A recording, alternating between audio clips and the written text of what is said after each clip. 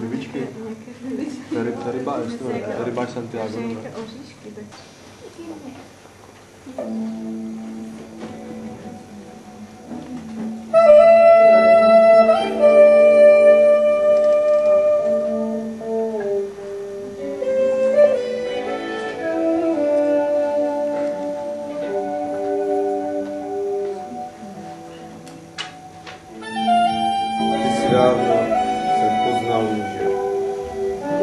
Jmenoval se Joris. Byl to rybář, který žil na planetě Vur. Planeta Vur byla planeta naprosto izolovaná od okolního vesmíru. Bylo to místo ideální pro život, naprosté harmonii. Civilizace i příroda fungovaly. Žil sám ve své chalupce na ostnu příšery, která plavala mořem. Živil se lovem ryb, rybolovem a jeho jediní přátelé byli ptáci.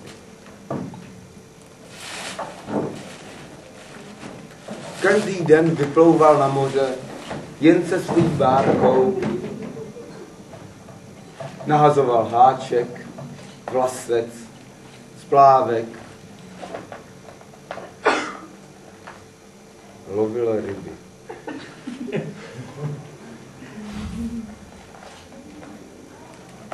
Každý den čekal na to, co se stane. Byl sám, moc sám. Každý den byl velký stereotyp bez nějakých nových přání. Ptáci prolétávali kolem něj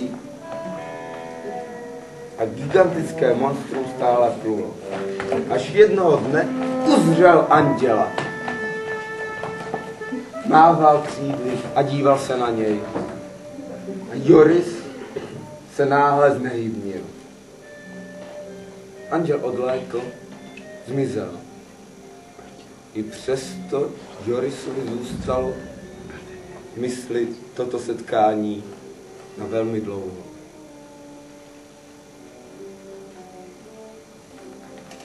Přemýšlel nad tím, vyrážel neustále na moře, až vystoupil na hlavu obří gigantické obludy, kde čekal, že anděla zase spatří. Ale nespatřil.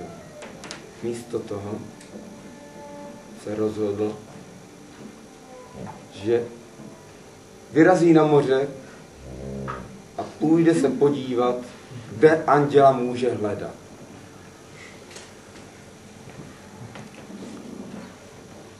Plul dlouho, plul dlouze, plul.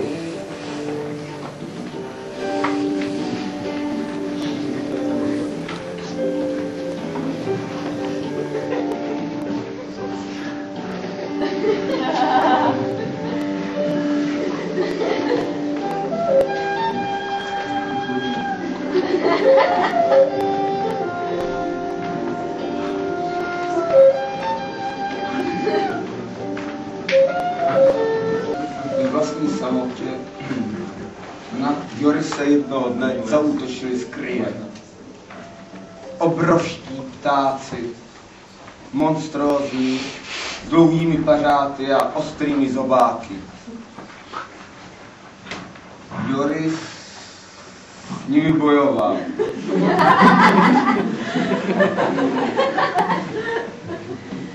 A ubránil se.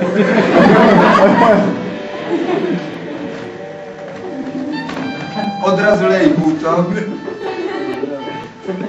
a cestoval dál.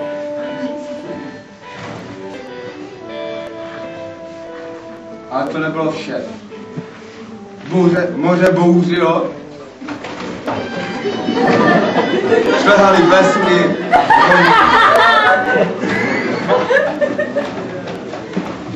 Vlnobytí vítalo s Jorisovou loďkou,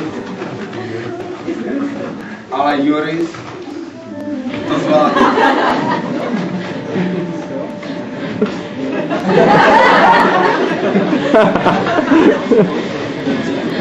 Až se pomalu dostal k městu, na ostrově, kde stála obří socha anděla.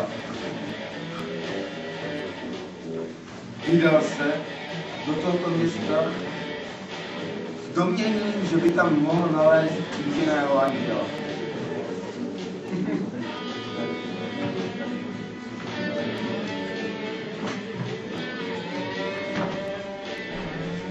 Město bylo velké, temné a gotické. Obrovské mrakodrapy se tyčily všude kolem. A když Joris procházel toto město, tak jednoho dne zavítal i za mnou.